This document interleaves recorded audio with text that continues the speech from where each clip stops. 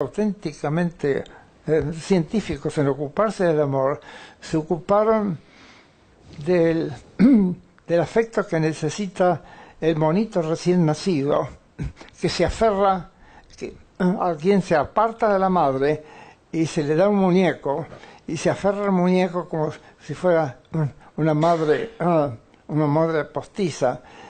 Fueron los primeros experimentos y son recién de 1950, algo así, ¿no?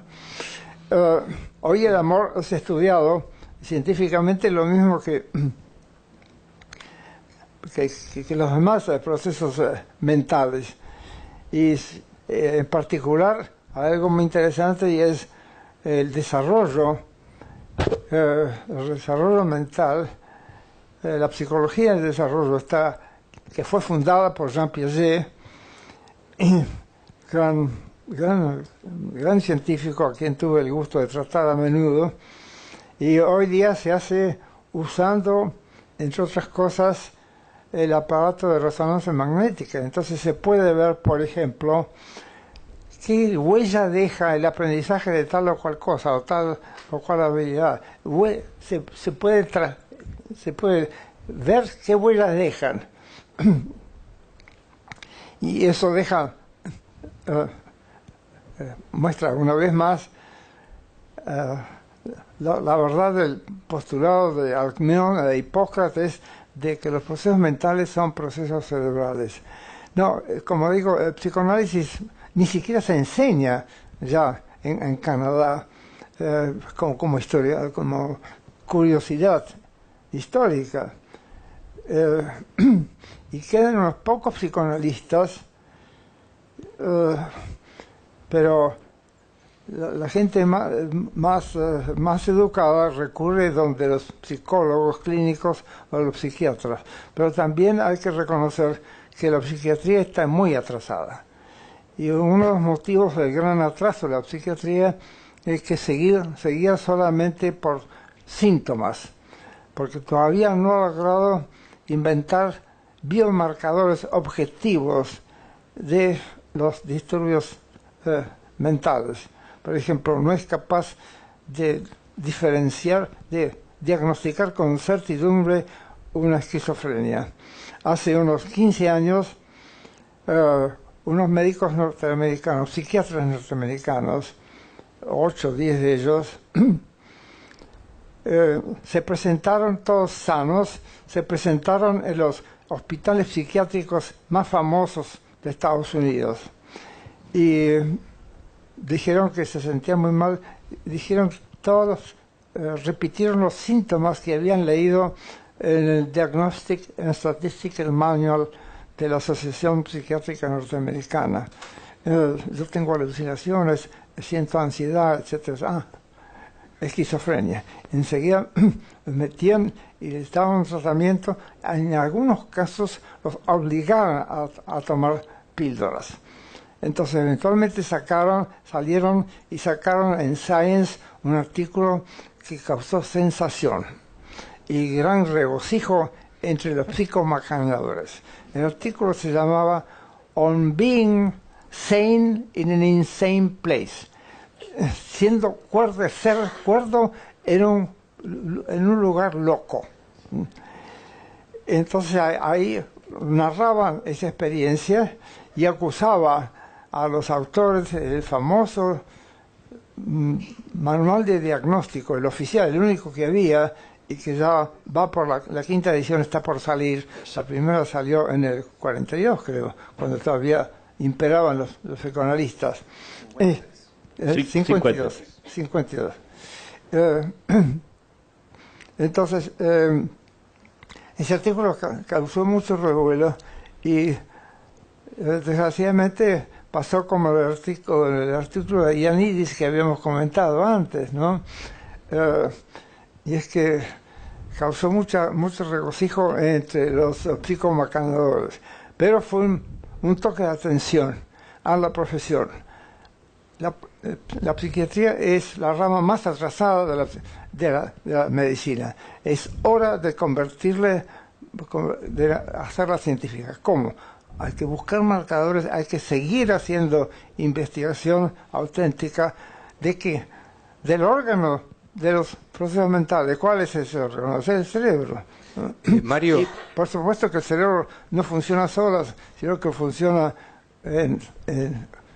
interactuando con el sistema inmune, con el sistema endocrino y otros, ¿no? Sí.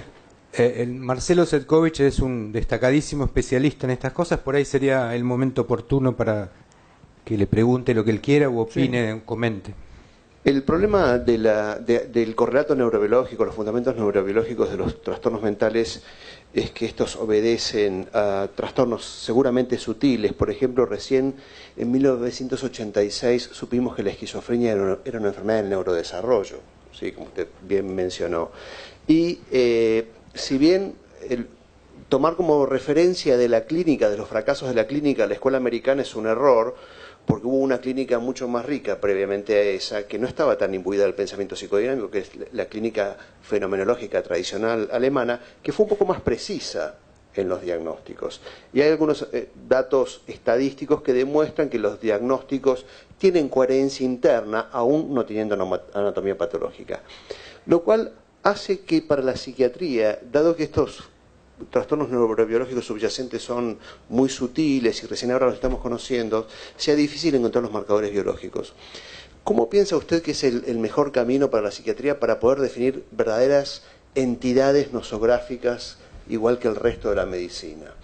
¿Es esto posible o deberíamos seguir el camino dimensional y estudiar las bases neurobiológicas de las dimensiones psicopatológicas y no de las categorías diagnósticas? No sé si es clara mi pregunta, me interesa muchísimo su opinión.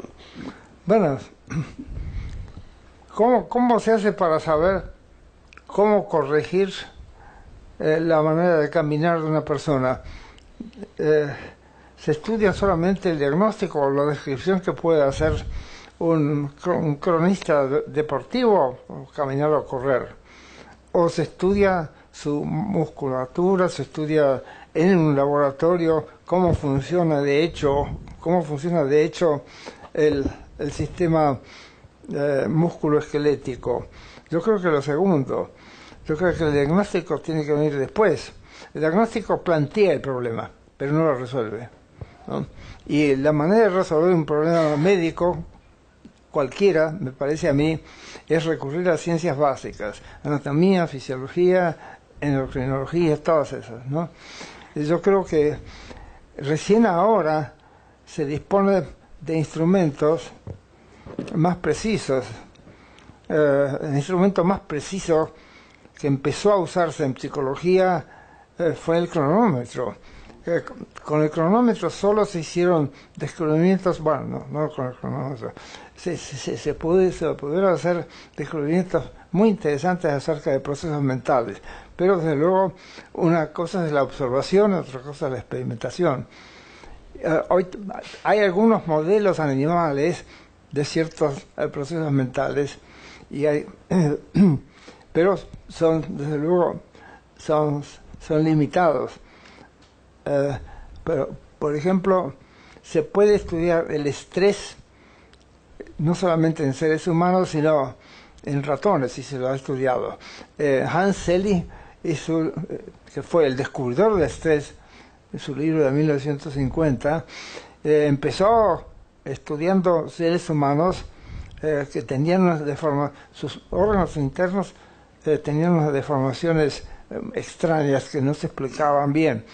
Entonces, a nivel social se lo estudió, está por ejemplo el estudio de Whitehall, acaba de salir el tercero, y confirma la idea muy vieja de los higienistas sociales de principios del siglo pasado, que el medio social es un factor esencial para la salud, el medio social. Pero se puede reproducir algunas situaciones de estrés en animales. Por ejemplo, a un ratón se le obliga a ir de un lado al otro y por un puente electrificado. Entonces, el ratón puede al principio volverse pero otras veces hace sacrificio porque del otro lado está la comida o el agua. Entonces, yo creo que hay que unir. La psicopatología ha estado hasta ahora demasiado influida por el psicomacaneo, y eso se ve en el desarrollo del DSM. Hasta hace muy pocos años, hasta hace 20 años, estaba dominada por los psicoanalistas. Hoy día se han liberado, pero se quedaron sin teorías, teorías falsas, y creyeron a veces que bastaba con los hechos. No basta, hay que hacer hipótesis, y no bastan los datos de la neurociencia, hay que hacer más hipótesis y ponerlas a prueba. Yo tengo muchas esperanzas que estudiando mejor el cerebro en su desarrollo se pueda corregir a tiempo una cantidad de aberraciones, digamos. ¿Por qué? Porque son aprendidas a una edad temprana, ¿no? Por ejemplo, digamos, los tics. Se puede saber más o menos cómo ocurren y cómo se pueden evitar que ocurran, ¿eh? Se puede reeducar al chico, pero hay algunos procesos, por ejemplo, digamos, desequilibrio de neurotransmisores, donde no es tan fácil, hay que intervenir químicamente, ¿no? Eso ya se sabe. Pero en todo caso hay que tomar muy en serio la tarea del programa de transformar la psicoterapia en protociencia. Es una protociencia, no es una pseudociencia, pero es una protociencia en ciencia plena. Y para eso es preciso que los psiquiatras aprendan no solamente medicina, sino y sobre todo neurociencia. No es cuestión de pasar directamente de la facultad de medicina a curar locos, ¿no? Hay que pasar por la neurociencia, ¿no? Marcelo, vos, ¿cuál es tu opinión al respecto de este cambio de paradigma, por lo menos culturalmente tan establecido en la Argentina, de pasar de una psiquiatría psicodinámica a una científica, digamos? La realidad es que yo vengo de una escuela de pensamiento definidamente biológica que luchó toda mi vida. He discutido arduamente esto que plantea el profesor. La gente que plantea, ¿cómo no te vas a formar como psicoanalista siendo psiquiatra? Porque mira, el psicoanálisis es una disciplina que no tiene nada que ver con lo que yo me dedico, que es estudiar la locura, las enfermedades mentales más graves en las cuales el psicoanálisis, hay que decirlo, fracasó estrepitosamente, y en el cual solo tenemos algunas respuestas farmacológicas, como bien lo señala el profesor Bunge en su libro, ¿sí? El pipeline de drogas está un poco seco, con lo cual ha sido una lucha eterna, pero hay que recordar que la psiquiatría nace como una disciplina biológica y que Alzheimer se tropieza con la demencia estudiando la neuroanatomía de la esquizofrenia, nada más y nada menos, y que siempre hubo una línea de pensamiento biológico en la psiquiatría. El problema es que yo señalaba antes, que los hallazgos neurobiológicos son elusivos, son muy difíciles, son trastornos muy sutiles. Recién, insisto, en 1986 integramos el conocimiento neuropatológico y supimos que el cerebro sufría alteraciones del neurodesarrollo muy sutiles que eran la marca necesaria para la producción de enfermedades como la esquizofrenia, el trastorno por déficit de atención, el trastorno bipolar, y recién hoy estamos empezando a comprender cómo los genes interactúan con el ambiente para la producción de ciertos trastornos mentales. Con lo cual, mi postura es un poco a la defensiva. Pareciera ser que los psiquiatras venimos diciendo macanas todo el tiempo. No. Hubo una psiquiatría que fue lo que ocurre es que al psiquiatra siempre le cupo el rol de cuidar a los locos, que es un trabajo sumamente difícil, ¿sí? Y en un principio lo único que sabíamos hacer era encerrarlos, que era lo que nos pedía la sociedad. Pero es importante que la gente sepa que la historia de la locura no es lo que escribió Foucault. Foucault no. Un teórico... Sí. Yo creo que es el arquetipo del posmodernista sediciente, como que enseñó la profesora en el libro. Esa frase a mí me pareció extraordinaria. En Argentina está lleno de posmodernistas sedicientes. Absolutamente. Y tenemos una ley de salud mental que es posmodernismo sediciente en su más pura esencia. ¿sí? Esto es sumamente grave, pero es así. La palabra neurociencia no existe en nuestra ley de salud mental. La palabra investigación científica no existe en nuestra ley de salud mental. Existe el concepto de sufrimiento psíquico y existe claramente en nuestra ley de salud mental, trasunta la idea de que la forma de defender los derechos humanos de las personas con enfermedades mentales es protegerlos de los psiquiatras. Eso es lo que dice claramente la ley de salud. Y a mí me interesa mucho su opinión. Si usted conoce esto de la ley de salud mental en Argentina, profesor, porque es realmente grave la situación. Y es posmodernismo sediciente, como usted muy bien define en su más pura expresión. Antes decíamos, Foucault, a quien usted admira tanto como yo, es, según parece, el autor dentro de las humanidades más citado, ¿no?, en el mundo. Y yo contaba que el año pasado, cuando estuve en China, casi todas las preguntas que me hicieron se refirieron a Foucault. Tuve yo una postdoc china que me contó, me dijo, sí, Foucault y Kuhn son los autores más leídos. ¿Por qué? Porque hay una reacción contra la filosofía oficial, la filosofía marxista oficial. Entonces buscan una alternativa, y la alternativa más popular y la más extrema es, por supuesto, el charlatanismo 100%. ¿Y de dónde viene? Claro, viene de Francia, ¿no? Y aquí el charlatanismo desde el año 1925, cuando triunfó en Argentina el antipositivismo. Ustedes saben, hay un mito según el cual el positivismo es igual al cientificismo.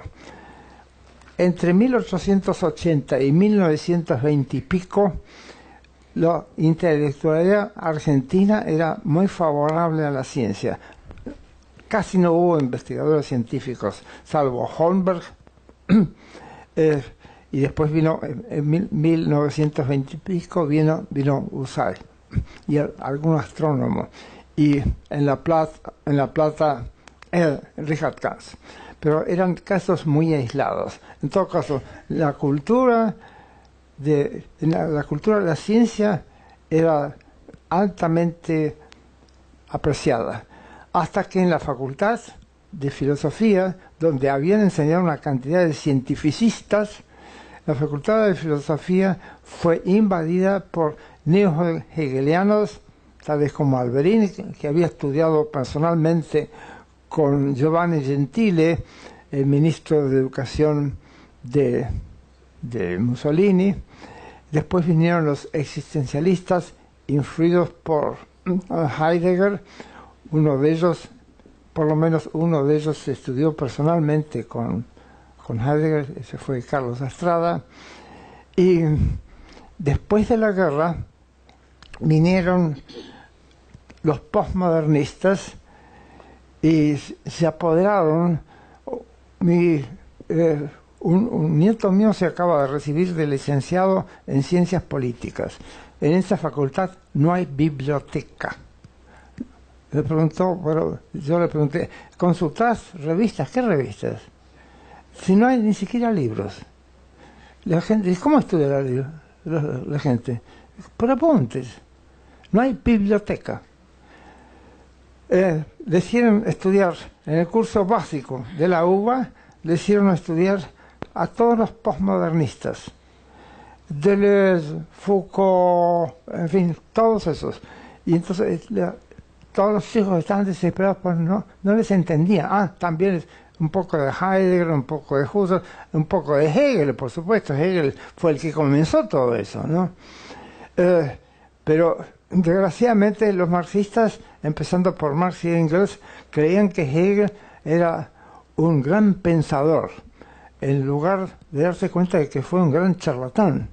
Lo que ocurrió con Hegel, lo mismo que con Freud, es que se ocupó de problemas interesantes. Los trató mal, pero se ocupó de problemas interesantes, no de trivialidades o de pseudo problemas como los postmodernos.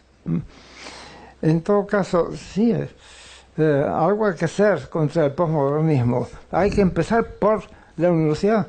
La universidad no tendría que tener facultades de filosofía donde no hay ni un solo psicólogo, ni un solo psicólogo.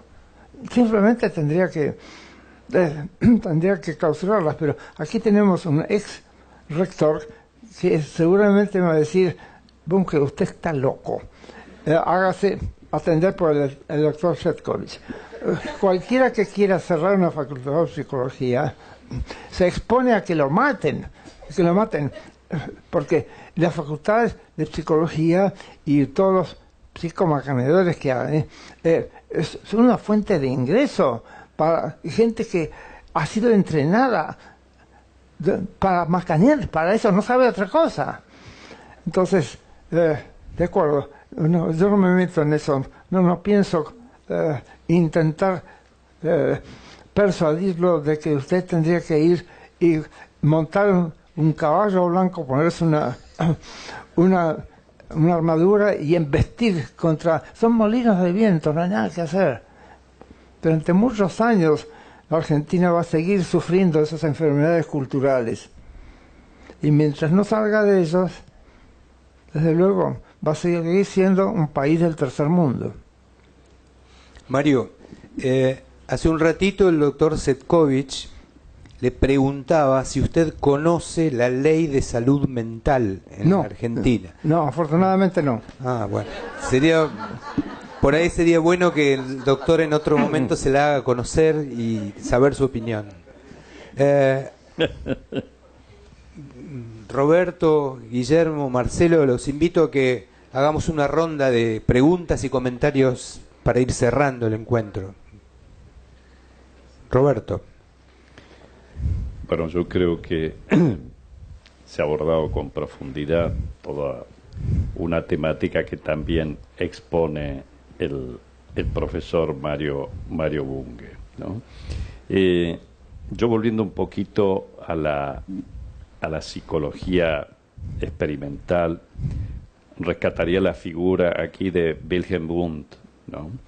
Y cuando hablamos de empatía, por ahí tendríamos que recordar que un discípulo justamente de Wilhelm Wundt, que fue Titchener, ¿no? Así, allá en el año 1909, acuña este neologismo, pero que estaban en una corriente cientificista y experimental, y nada que ver, obviamente, muchos años antes, pero nada que ver contaminados con estas ideas que el profesor define también como la de los psicomacaneadores, ¿no?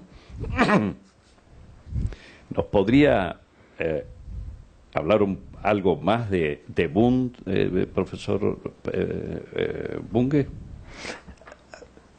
Soy tan sordo que no entendí. De Wilhelm Wundt. Wilhelm Wundt. Wilhelm Wundt. El psicólogo experimental. El psicólogo experimental alemán de Múnich. Bueno, eso es muy interesante cómo de pronto a alguien como Wilhelm Wundt se decide instalar un laboratorio de psicología experimental, porque él no tenía experiencia de eso. Wundt escribió una cantidad enorme de libros sobre una cantidad de temas, no solamente psicología, sino también filosofía, como se estilaban en aquel tiempo, libros en varios tomos, libros bien germánicos.